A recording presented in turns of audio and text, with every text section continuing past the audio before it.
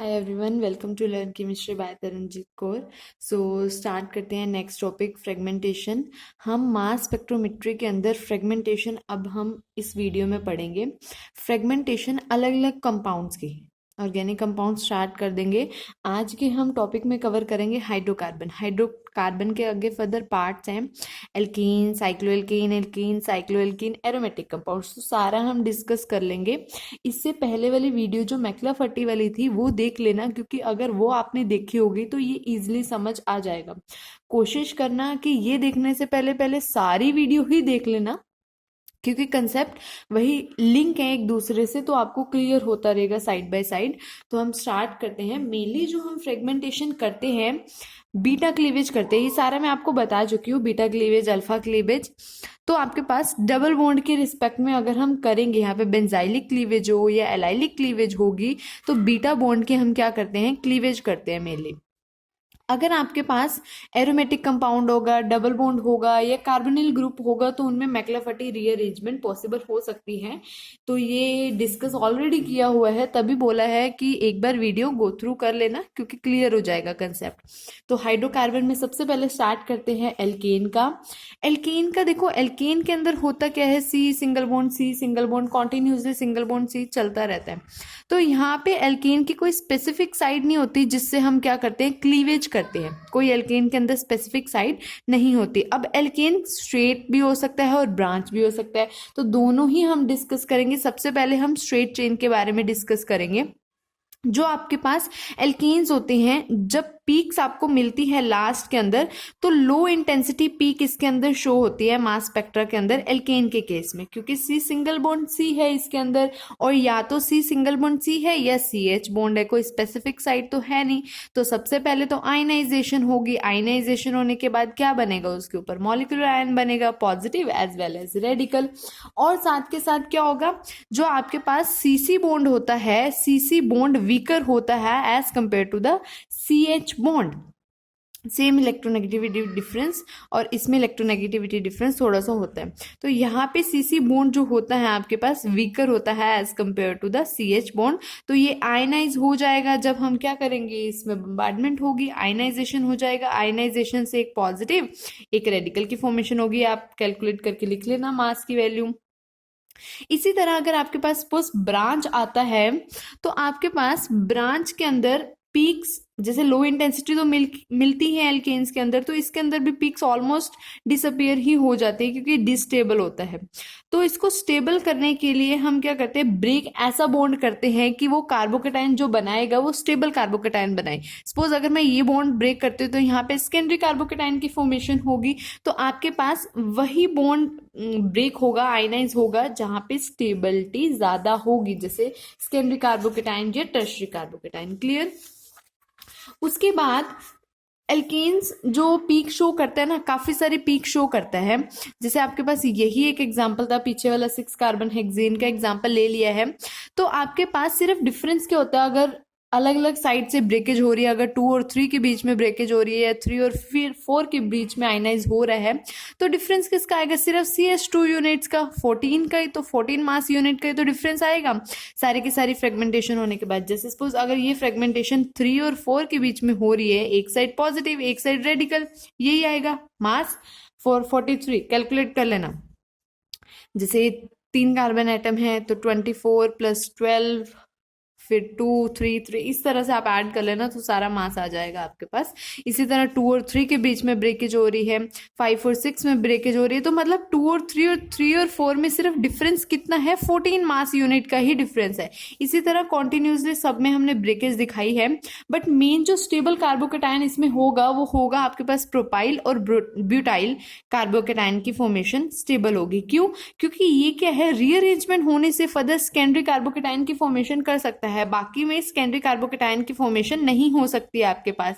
तो इस तरह से जो आपके पास मेन स्टेबल होगा कार्बोकेटाइन, मोस्टली जो स्टेबल होगा प्रोपाइल और ब्यूटाइल कार्बोकेटाइन की स्टेबिलिटी ज्यादा होगी, क्योंकि वो प्राइमरी से सेकेंडरी में कन्वर्ट हो सकता है। जो इंटेंसिटी होगी इनकी पीक्स की वो भी क्या होगी, इंक्रीज होगी। जैसे जैसे m/z की वैल्यू क्या होगी, इंक्रीज होगी, उतनी ज्यादा इंटेंसिटी इंक्रीज होगी। जैसे 15 कितनी आ रही है, 29 की 43, 57। एक ऐसे स्टेज आ जाएगी जहां पे इंटेंसिटी इंक्रीज होने के बाद एकदम से डिक्रीज हो जाएगा। अगर आप ऐसे यहां से डिक्रीज कर रहे हो सपोज, फिर यहां से डिक्रीज कर रहे हो, तो आपके पास कार्बन एटम कम होते जा रहे हैं। कभी इधर कार्बोकेटाइन की फॉर्मेशन होगी, कभी इधर रेडिकल, इसी तरह इधर कार्बोकेटाइन या इधर रेडिकल। तो आपके पास क्या होगा, एकदम से ग्रेटर डिक्रीज हो जाएगा। क्योंकि या तो स्टेबिलिटी कब होगी, इंक्रीज कब होगा, जब प्राइमरी सेकेंडरी में कन्वर्ट हो सकता है या प्राइमरी टर्शियरी में कन्वर्ट हो सकता है रीअरेंजमेंट होने के बाद।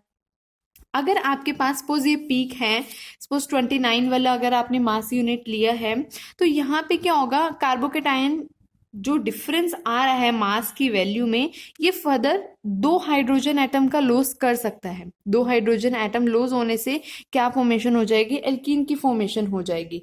एल्कीन की फॉर्मेशन हो रही है, जैसे यहाँ पे देखो आप 29 था, तो यहाँ पे एक हाइड्रोजन रेडिकल लूज हुआ, तो यहाँ पे रेडिकल आ जाएगा, पॉजिटिव ऑलरेडी था, तो ये वाला हाइड्रोजन भी लॉस हो जाएगा। यहाँ पे डबल बॉन्ड की फॉर्मेशन, ये radical as it is release हो जाएगा। तो आपके पास देखो 27, इसी तरह नेक्स्ट के लिए 41, ये टू मास यूनिट कम होता जा रहा है। 43 था, 41, क्योंकि 2 हाइड्रोजन लॉस हो गया। इसी तरह 57 था तो 55 हो गया, फर्स्ट हाइड्रोजन एलिमिनेट हो गया। कार्बन जिसपे पॉजिटिव चार्ज होगा, जिसपे पॉजिटिव चार्ज होगा उस वाले कार्बन एटम से क्या होगा, आपका हाइड्रोजन लॉस हो जाएगा। देन सेकेंड हाइड्रोजन एलिमिनेट हो जाएगा from the next carbon atom.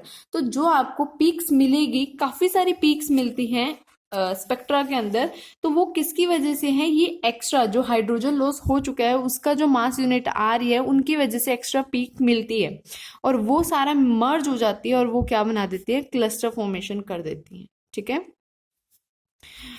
उसके बाद branch chain alkanes, branch chain का बता ही दिया, कार्बन कार्बन बॉन्ड की क्लीवेज कहाँ होगी, जब सेकेंडरी या टर्शियरी कार्बोकेटाइन की फॉर्मेशन हो रही होगी। स्ट्रेट लाइन में तो हमेशा हमें 1 डिग्री कार्बोकेटाइन की फॉर्मेशन ही मिलती है। जैसे सपोज ये वाला आपके पास एग्जाम्पल है, तो अगर मैं इधर से क्लीवेज करूँ, इधर से इधर से इधर से, तो आपके पास क्या मिलेगा, टर्शियरी ही मिल रहा है मोस्टली। तो कहाँ से प्रेफर होगा आपके पास, सपोज अगर मैं ए से क्लीव कर रही हूँ तो यहाँ पे पॉजिटिव चार्ज, क्योंकि tertiary carbocation is more stable, then यहाँ पे क्या आ जाएगा, रेडिकल आ जाएगा। इसी तरह अगर बी वाली क्लीवेज कर रही हूँ तो यहाँ पे, और ये आ जाएगा सी वाली। सिमिलरली डिफरेंस क्या है, मास यूनिट का डिफरेंस है आपके पास। मास यूनिट डिफरेंस होने की वजह से, मास यूनिट का डिफरेंस क्यों आया, क्योंकि जो एलिमिनेट हो रहा है कार्बन एटम उस पर भी तो डिपेंड कर रहे हैं, कितने carbon atom, number of carbon atom कितने एलिमिनेट हो रहे हैं। यहाँ पे 1 हुआ है, यहाँ पे 2, यहाँ पे 3। तो मेनली जो बेस पीक, जो मैक्सिमम पीक आपको देगा वो कौन सा देगा, जो लार्जेस्ट सब्सटेंट एलिमिनेट होगा। यहाँ पे ये वाला लार्जेस्ट सब्सटेंट एलिमिनेट हो रहा है कार्बोकेटाइन की फॉर्मेशन के बाद, क्योंकि तीनों ही टर्शियरी थे, बट लार्जेस्ट सब्सटेंट जो एलिमिनेट होगा वही आपको क्या देगा, बेस पीक देगा। ये रूल होता है स्टेविंसन रूल। क्लियर। नेक्स्ट आता है साइक्लोएल्केन्स। साइक्लोएल्केन्स में भी 2 टाइप की फ्रेगमेंटेशन होती है। मेन जो फ्रेगमेंटेशन होती है कौन सी होती है, जब इथाइलिन मॉलिक्यूल लूज होता है। ये आपको ना सारी फ्रेगमेंटेशन ध्यान रखनी है कि अगर सिंपल एल्केन होगा तो कौन सी फ्रेगमेंटेशन प्रेफर करते हैं, एल्कीन में कौन सी करते हैं, इसी तरह आगे फर्दर। तो इसके अलावा भी हम हाइड्रोकार्बन के अलावा भी आगे हम एल्कोहल्स, कार्बोनिल, सबके बारे में करेंगे, बट वो धीरे धीरे। आज में सिर्फ हाइड्रोकार्बन। तो अब देखो यहाँ पे मेन फ्रेगमेंटेशन साइक्लोएल्केन के अंदर, जब इथाइलिन मॉलिक्यूल लूज होगा। इथाइलिन मॉलिक्यूल लूज कब होगा, जब 2 कार्बन क्या होंगे, ब्रेक होंगे साइक्लिक रिंग के अंदर। तो वही आपको, जब आपके पास इथाइलिन मॉलिक्यूल रिलीज होगा और दूसरा जो कार्बोकेटाइन बनेगा वही आपको बेस पीक देगा, किसके अंदर, साइक्लोएल्केन के अंदर। ठीक है, ये तो हो गया फर्स्ट टाइप की फ्रेगमेंटेशन। सेकेंड, अगर सपोज यहाँ पे साइक्लोएल्केन में कोई भी चेन लगी होती, आर चेन होती, तो आपके पास क्लीवेज तो होती, मतलब इथाइलिन मॉलिक्यूल तो रिलीज होता, बट उसके साथ साथ आपके पास जो आर चेन है लगी होगी वो भी आपके पास क्लीव हो जाएगा, वो भी आपके पास क्लीव हो जाएगा।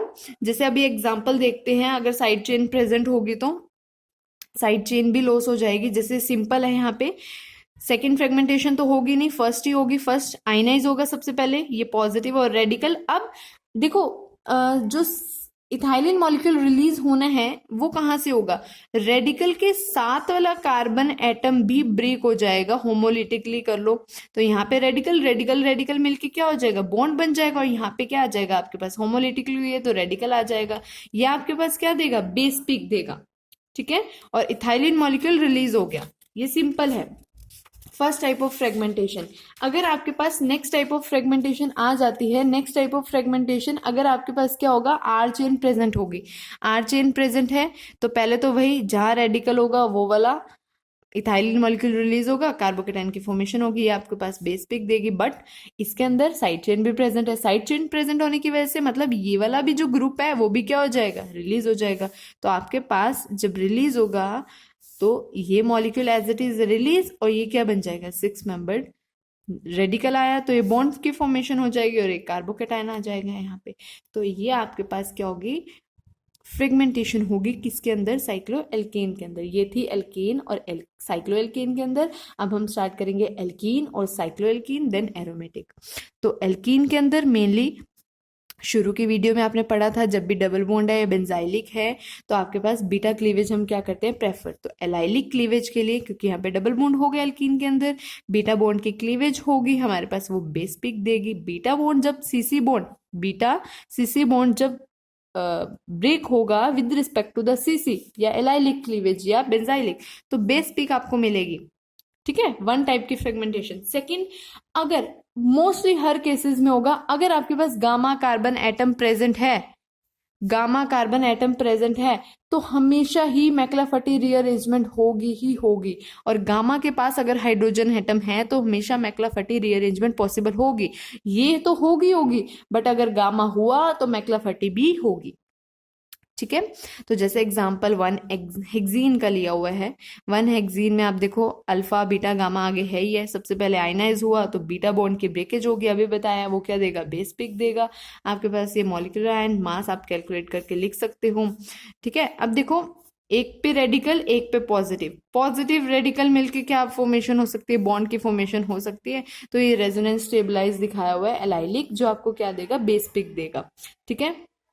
उसके बाद अब देखो ये एक टाइप की फ्रेगमेंटेशन, मतलब बेस पिक देगा। सेकंड, गामा भी था इसमें तो मैक्लाफर्टी भी होगी। मैक्लाफर्टी मैं बता चुकी हूँ ऑलरेडी, वीडियोस देख लेना पहले। तो वही चीज है, यहाँ पे भी मैक्लाफर्टी दिखाई हुई है, हाइड्रोजन का ट्रांसफर होगा, ये आपके पास कार्बोकेटाइन रिलीज हो जाएगा। तो ये मैक्लाफर्टी है, 3 पीक्स मिलेगी इनके अंदर, इसमें molecular ion, this base peak and this, ठीक है।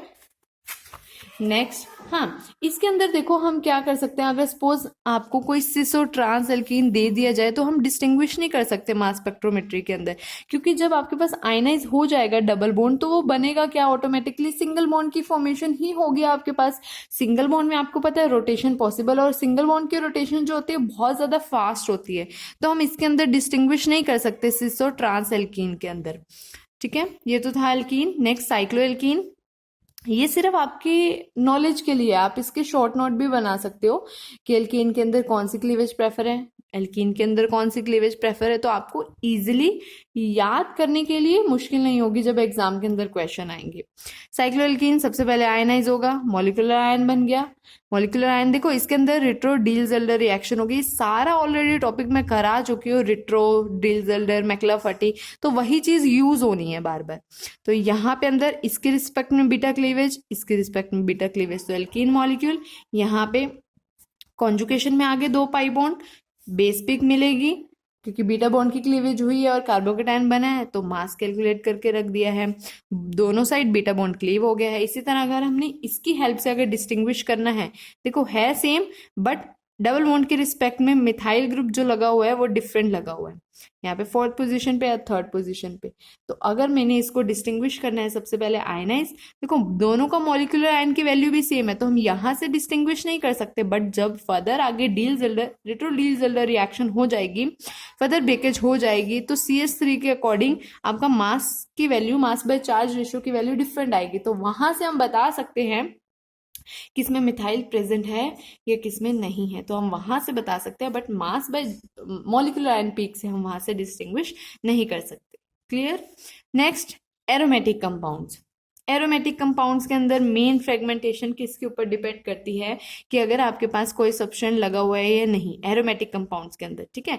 अब आर भी क्या हो सकता है, चेन्स हो सकती है, मतलब मिथाइल इथाइल हाइयर चेन हो सकती है, ठीक है। और हाँ, बेंजाइलिक क्लीवेज के अंदर वही इसके रिस्पेक्ट में बीटा क्लीवेज होगी, ये होगी बीटा फ्रेगमेंटेशन डबल बॉन्ड के रिस्पेक्ट में। ये कब है, जब आर क्या होगा आपके पास CH2 CH3 CH2 CH3 higher chain लगे होंगे तब। अदरवाइज अगर आर आपके पास सिंपल H है, हेलाइड है या कार्बोनिल है, नाइट्रो है, तो उसके रिस्पेक्ट में अदर देन अल्काइल ग्रुप, उसके रिस्पेक्ट में हम अल्फा क्लीवेज करेंगे, ना कि बीटा बॉन्ड की क्लीवेज होगी, अल्फा क्लीवेज होगी उसके रिस्पेक्ट में, ठीक है। तो यहाँ पे देखो एग्जाम्पल फिनाइल रिंग का, देखो ये X लगा हुआ है तो अल्फा क्लीवेज हो जाएगी। अगर हाँ देखो अभी बताया है, अगर गामा हाइड्रोजन प्रेजेंट हुआ इसके अंदर भी आर चेन के अंदर तो क्या होगा, मैक्लाफर्टी रीअरेंजमेंट होगी। यहाँ पे एग्जांपल लिया हुआ है बेंजीन का, बेंजीन में क्या होगा, आपके पास कोई ग्रुप नहीं लगा हुआ, मतलब सिंपल है, तो बीटा क्लीवेज नहीं, नो बीटा क्लीवेज ना ही गामा क्लीवेज, क्योंकि कोई आर चेन नहीं है हमारे पास, तो सिंपल आपके पास अल्फा ना बीटा कोई भी क्लीवेज नहीं होगी, तो बॉन्ड हाइड्रोजन लॉस हो जाएगा।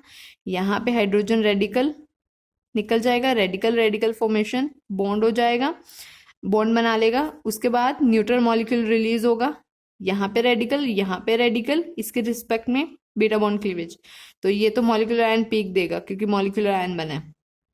उसके बाद जब क्लीव हो जाएगा, यहाँ पे रेडिकल रेडिकल 4 मेंबर रिंग की फॉर्मेशन हो जाएगी और न्यूट्रल मॉलिक्यूल का लॉस हो जाएगा, तो 3 पीक्स मिलेगी इसके अंदर भी टोटल, दिस, ठीक है, क्योंकि कार्बोकेटाइन की फॉर्मेशन हो रही है। इसी तरह अगर गामा हाइड्रोजन प्रेजेंट होता, सबसे पहले तो आर चेन है तो बीटा क्लीवेज होगी इसके रिस्पेक्ट में, तो बीटा क्लीवेज, बीटा भी कौन सी क्लीवेज होगी, जब लार्जर सब्सटेंट एलिमिनेट होगा स्टेवन रूल्स के अकॉर्डिंग, तो ये वाला क्लीव हो जाएगा आपके पास। अब ये क्लीव होगा तो यहाँ पे radical radical radical double bond और कार्बोकेटाइन यहाँ पे है ये। अब देखो ये रिलीज हो चुका है, अब ये क्या होगा, रेजोनेंस स्टेबलाइज हो जाएगा, तो कार्बोकेटाइन क्या बन जाएगा, बेंजाइल कार्बोकेटाइन की फॉर्मेशन हो जाएगी। अब ये मैंने आपको पहले बताया था, जब भी बेंजाइल कार्बोकेटाइन फॉर्मेशन होगी शुरू की वीडियो में, वो 7 मेंबर रिंग ट्रोपोलियम कार्बोकेटाइन में बन जाएगा, कन्वर्ट हो जाएगा।